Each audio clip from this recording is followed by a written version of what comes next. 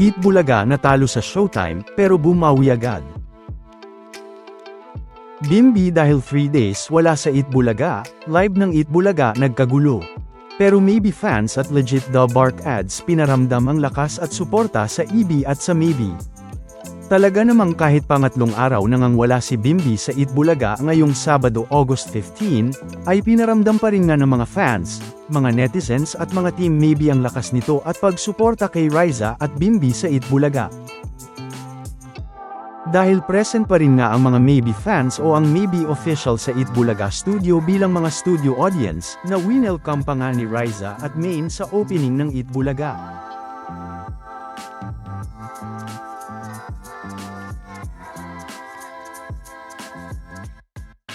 Pero, sa segment pa nga na The Age is Right, ay Maybe fan din nga ang nabunot dito, at naglaro dito, na may dala pang ang poster ni Riza at Bimbi ng Then and Now, o noong mga bata pa sila ni Riza at Bimbi at ngayong malaki na sila.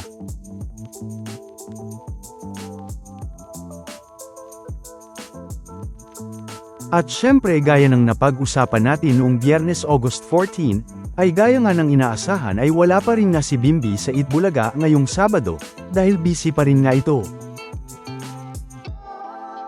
At syempre gaya ng nangyari noong August 1 kung saan wala din si The Bark Ads Karen, ay muli nga itong nag-judge sa bagong season ng Top Star ngayong Sabado August 15, na dahilan kung bakit wala din ito ngayong Sabado.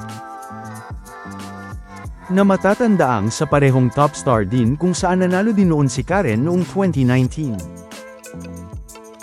At naging parte nito. Pero, dahil nga 3 araw na ngang wala si Bimbi sa Eat Bulaga, ay nagkagulo na naman na sa YouTube livestream ng Eat Bulaga, dahil sa mga legit The Bark Ads netizens, at dahil sa ilang mga fans na nagagalit dahil wala pa rin si Bimbi sa Eat Bulaga, na dahilan nga para magkaroon ng pagtatalo sa livestream ng Eat Bulaga, na kung saan ay mababasa nga ang ilang mga comments gaya ng mga ito.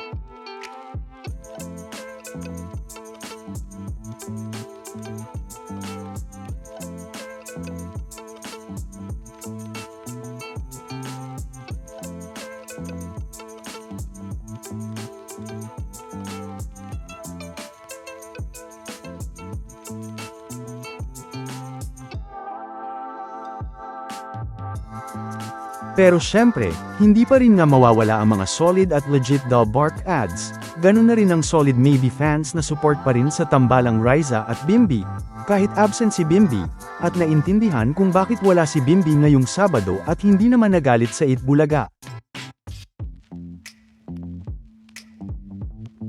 Hindi lang yan, dahil napanood din naman ang request ng marami sa mga fans, na isang pasabog na kantahan ulit ng Broadway Boys at ni Ruel Carino, na talaga namang mala-concert sa galing.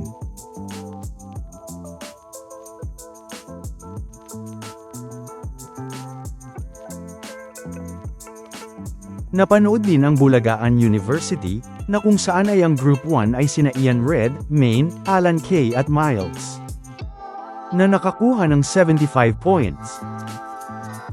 Ang Group 2 naman ay sina Paulo, Yul, Wally at Ryan, na nakakuha naman ng 0 point. At syempre ang Group 3 naman ay sina Bossing Vic Soto, Mayor Jose at Ruel Carino, na hindi naman kumuha ng score.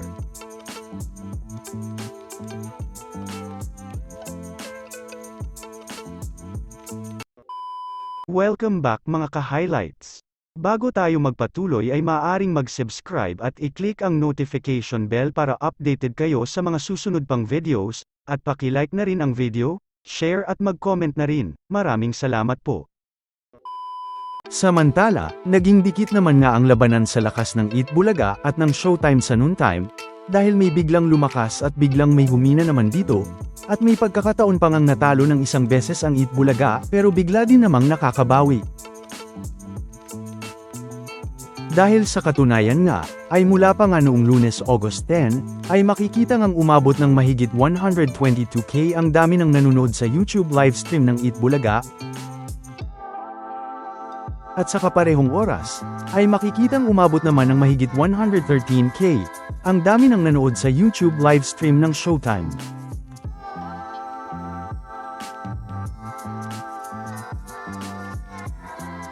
Noong Martes naman August 11, ay makikita namang umabot ng mahigit 119K ang dami ng nanonood sa YouTube livestream ng Eat Bulaga.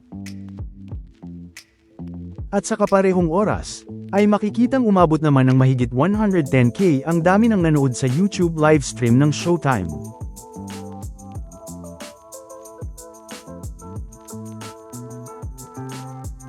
Noong Miyerkules naman August 12, ay makikitang umabot naman ng mahigit 120K ang dami ng nanonood sa YouTube livestream ng Eat Bulaga.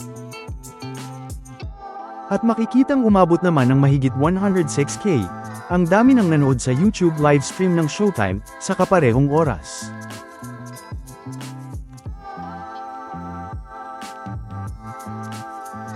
Noong Huwebes naman August 13, ay umabot naman ng mahigit 124K ang dami ng nanonood sa YouTube livestream ng Eat Bulaga.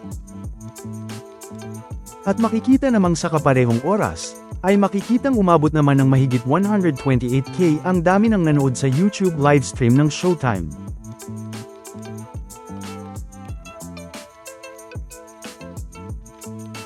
Na makikita namang medyo naging dikit ang labanan ng views dito, at nataasan pa nga ng Showtime ang Eat Bulaga.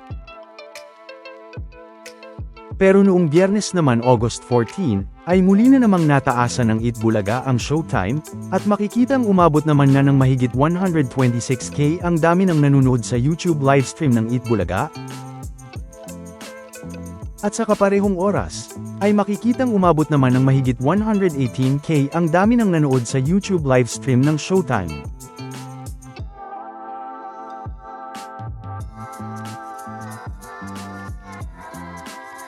Pero, ngayong Sabado naman August 15, ay naging mas lalong dikit ang labanan sa views ng Eat Bulaga at ng Showtime, dahil ngayong Sabado nga, ay umabot ng mahigit 121K ang dami ng nanonood sa YouTube livestream ng Eat Bulaga. At sa kaparehong oras, ay makikitang umabot naman ng mahigit 120K ang dami ng nanood sa YouTube livestream ng Showtime.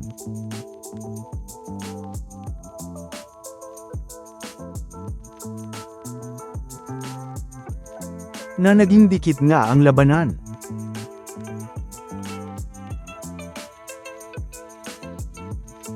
Samantala, ano naman ang mga masasabi nyo patungkol sa mga napag-usapan natin sa video na ito?